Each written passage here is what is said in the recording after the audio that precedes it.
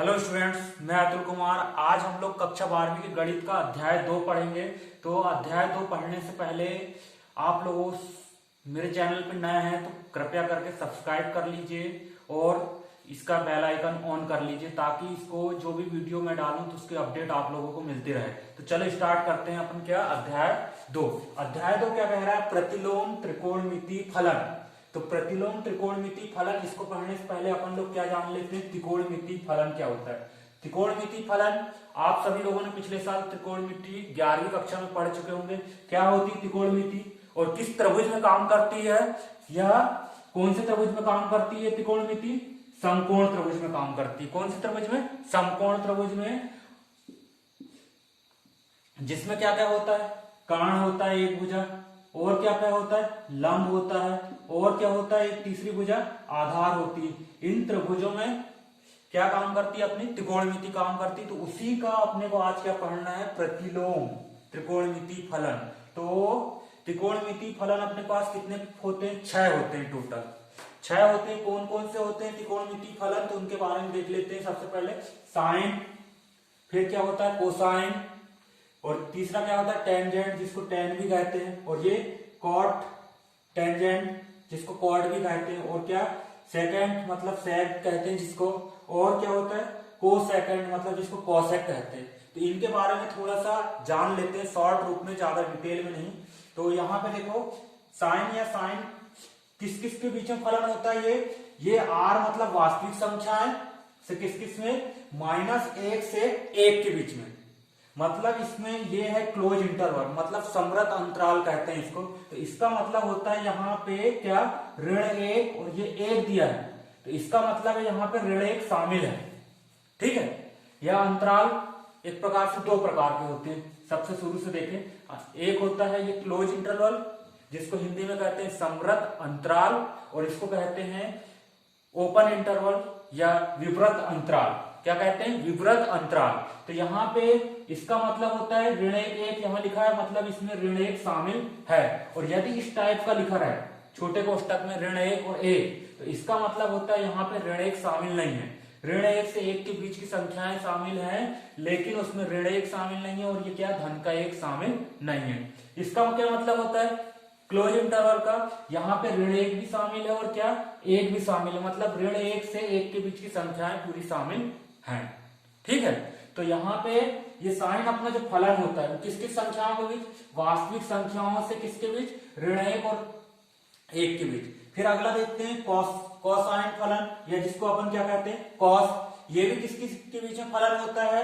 Are से ऋण 1 और 1 के बीच में, मतलब वास्तविक संख्याओं से किसके बीच में होता है? ये क्लोज इंटरवल -1 से 1। ठीक है। फिर यहां देखते हैं अगला टेंजेंट फलन, मतलब टैन।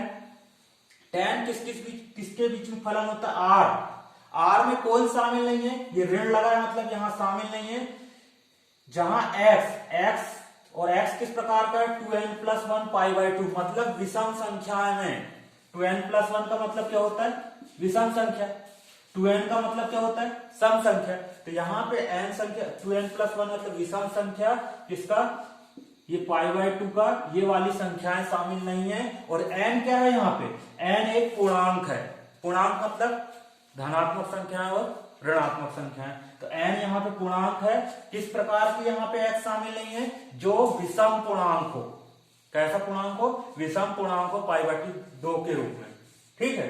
ये और किसके बीच में संबंध है? ये वास्तविक संख्याओं के बीच में, मतलब वास्तविक संख्या से वास्तविक संख्या के बीच में ही संबंध है। ये कौन? 10, लेकिन उसमें ये वाली संख्याएं शामिल नहीं है। क्लियर बात है। अब उसके बाद कोट टेंजेंट मतलब कॉट। कॉट किस के बीच में फलन है?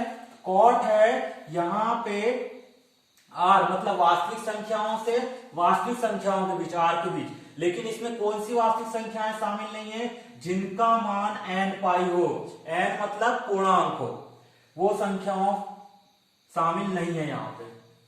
बाकी सभी संख्याओं के बीच का ये फलन है कॉट। फिर अगला देखते हैं यहाँ पे सेकंड, मतलब सेक।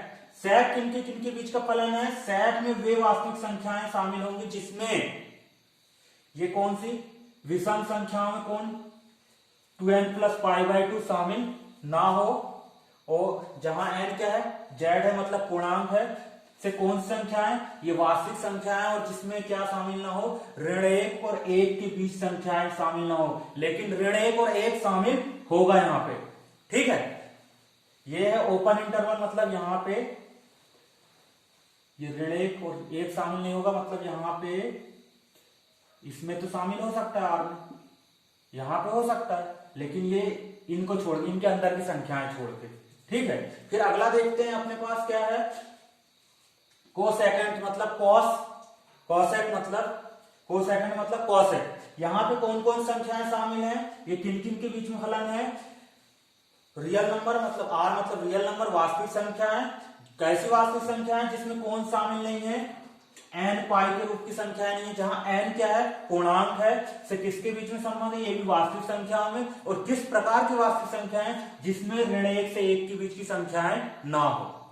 ऋण 1 और 1 शामिल हो सकता है, लेकिन ऋण 1 से किसके बीच की संख्याएं ना हो, 1 के बीच की संख्या ना। तो ये त्रिकोणमितीय फलन है, जिनका अध्ययन पिछली क्लासों में हम लोग पढ़ चुके हैं। अब इसके बाद आगे देखते हैं अपन प्रतिलोम त्रिकोणमितीय फलन। तो सबसे पहले अब त्रिकोणमितीय फलन के बारे में जान ले, और फलन क्या होता है, फलन के बारे में भी जान ले। तो फलन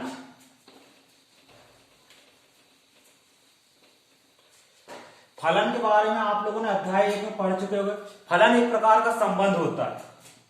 किस प्रकार का संबंध होता है, मान लो ये दो समुच्चय है, क्या है, ए और बी, इनमें एक प्रकार का संबंध है, मतलब यहां के प्रत्येक अवयव की कुछ ना कुछ इमेज यहां पे दिखे, यहां पे कोई ना कोई अवयव हो, इसका इमेज या प्रतिचित्रण जिसको कहते हैं, वो यहां पे होना चाहिए। मतलब यहां के प्रत्येक अवयव की कुछ ना कुछ इमेज यहां पे होना चाहिए, प्रतिचित्रण होना चाहिए।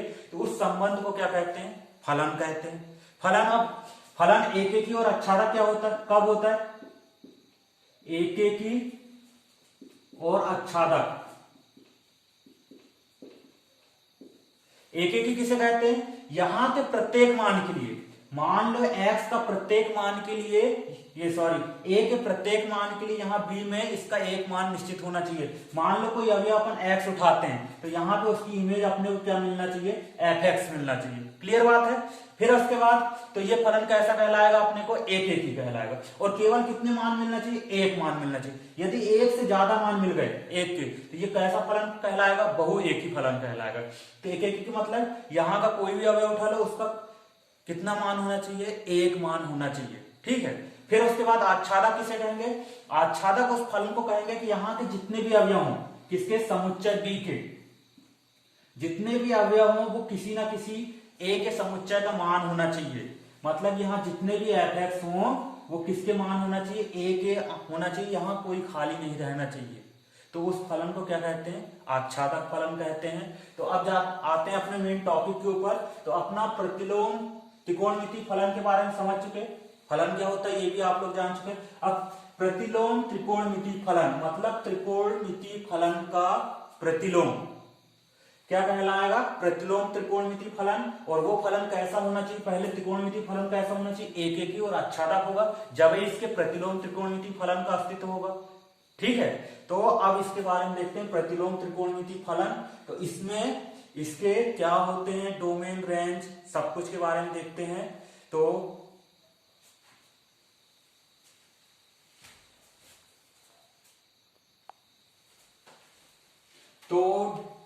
प्रतिलोम त्रिकोणमितीय फलन, तो यहां पे प्रतिलोम त्रिकोणमितीय फलन अपने पास त्रिकोणमितीय क्या होता है, साइन, तो उसका प्रतिलोम क्या होगा, साइन इनवर्स। या साइन इनवर्स, देखो ये साइन इनवर्स किसका फलन है, साइन एक्स का त्रिकोणमितीय फलन है। ठीक है, साइन एक्स का फलन है ये साइन एक्स का त्रिकोणमितीय फलन क्या है, साइन, ये प्रतिलोम त्रिकोणमितीय फलन साइन इनवर्स एक्स। यहां पे ये साइन इनवर्स एक्स ऐसा है, ना कि इसको यदि ऐसा लिखेंगे साइन एक्स और इसका इनवर्स, तो ये गलत हो जाएगा। इसका क्या मतलब होता है, इसका मतलब होता है 1/sin x। तो ये साइन एक्स का इनवर्स और ये साइन इनवर्स एक्स अलग अलग दोनों चीज है। तो ये त्रिकोणमितीय ही फलन होता है, लेकिन ये वाला कौन सा फलन है, प्रतिलोम त्रिकोणमितीय फलन। तो इन्हीं के बारे में देखते हैं हम। डोमेन क्या होता है, मतलब जो मान इसमें रख सकते हैं अपन, और रेंज, रेंज मतलब इसका अधिकतम मान क्या होगा, कहां से कहां तक जाता है। अपन कहते हैं ना किसकी रेंज कहां कहां तक है, मतलब अधिकतम और न्यूनतम मान पूरा जो कलेक्शन होगा इसका जो भी मान आएगा वो क्या कहलाएगा, रेंज कहलाएगा, जिसको परिसर भी कहते हैं, और डोमेन को क्या कहते हैं, प्रांत कहते हैं। तो देख लेते हैं साइन इनवर्स एक्स का डोमेन क्या क्या होता है। इसका डोमेन होता है ऋण 1 से 1 क्लोज इंटरवल में, मतलब क्लोज इंटरवल मतलब ऋण 1 और 1 भी शामिल होगा यहाँ पे, ठीक है। तो से फिर रेंज क्या होगी इसकी, इसकी रेंज होगी ऋण π/2 से π/2, π/2 से ये सॉरी ऋण π/2 से π/2 होगी इसकी रेंज, जिसमें दोनों शामिल हैं क्योंकि ये क्लोज इंटरवल है, ठीक है। फिर उसके बाद यहाँ पे कॉस इनवर्स एक्स, ये कॉस इनवर्स, इसकी डोमेन क्या होगा या प्रांत क्या होगा, ऋण 1 से 1 और रेंज क्या होगी 0 से π। यहां ध्यान रखना इसकी रेंज कितनी होगी 0 से π, ना कि ऋण π/2। जैसे उदाहरण की अपने पास मान आया कॉस ऋण 1/2 का मान ज्ञात करो, तो यहां पे अपन जानते हैं कॉस का मान कितना, यहां से 0 से π/2, मतलब यहां पे इसका ऋण π/2 नहीं रख सकते, ऐसा नहीं रख सकते कि यहां पे जैसे साइन ऋण ऊपर वाला जैसे साइन आ गया अपने पास क्या ऋण 1/2, तो अपन इसको क्या रखेंगे ऋण π/2, मतलब इसको लिख देंगे ऋण, और साइन 1/2 का मान कितना होता है अपने पास, तो यहाँ पे 1/2 का मान होता है कितना π/6 होता है, इसका मान कितना होगा ऋण π/6। ऐसे कॉस में अपने पास 1/2 का मान कितना होता है, तो π/3 का मान होता है ना, कॉस इनवर्स 1/2 का मान π/3, तो यहाँ पे इसका मान जैसे ऋण लगा दी यहाँ पे, तो ऐसा नहीं कि ऋण π/2 होगा, ऋण π/2 ना होकर यहाँ पे किसका 0 से चालू होगा, मतलब इसका मान 0 से चालू होगा, मतलब इसका मान π/2 से अधिक होगा, या इसी को घटा दें अपन किससे, या इसको पाई से घटा दें, तो यहाँ पे इसका मान हो जाएगा कितना 2π/3 होगा। कॉस ऋण 1/2 का मान कितना होगा 2π/3, ना कि ऋण π/3, इस बात का ध्यान रखना। अभी खैर प्रश्नावली में करेंगे इसके आगे कुछ सवाल, तो आप लोगों को इसकी क्लियरली समझ में आ जाएगा, ठीक है। अब उसके बाद अगला देखते हैं कॉसेक। कॉसेक का क्या, इसका डोमेन क्या होता है, रेंज क्या होती है, तो डोमेन होता है इसका आर, ऐसी आर मतलब ऐसी वास्तविक संख्याएं जिसमें ऋण 1 और 1 के बीच की संख्याएं शामिल ना हो, बाकी सब संख्याएं आ सकती हैं, ठीक है। ऋण 1 और 1 भी आ सकते हैं लेकिन उनके बीच की संख्याएं नहीं आ सकती। फिर यहाँ पे किस किस की इसका रेंज क्या होगी, इसकी रेंज होगी ऋण π/2 से कितना π/2, लेकिन उनमें क्या नहीं आना चाहिए, शून्य नहीं आना चाहिए, ठीक है। ये भी हो गया। अब उसके बाद अगला देखते हैं सेक। सेक का डोमेन क्या होगा, इसमें भी वास्तविक संख्याएं आएंगी। कौन सी वास्तविक संख्याएं आएंगी, ऋण 1 और 1 के बीच की छोड़ के, ऋण 1 और 1 तो आ जाएगा क्योंकि ओपन इंटरवल, मतलब ऋण 1 और 1 शामिल नहीं हुआ है, तो मतलब यहाँ पे शामिल हो जाएगा। तो यहाँ पे ऐसी वास्तविक संख्याएं आएंगी जो ऋण 1 और 1 के बीच की छोड़ के, और इसकी रेंज कितनी होगी 0 से π तक होगी, लेकिन उसमें कौन शामिल नहीं होगा, π/2 शामिल नहीं होगा, ठीक है। अब इसका अगला देख लेते हैं टेन इनवर्स।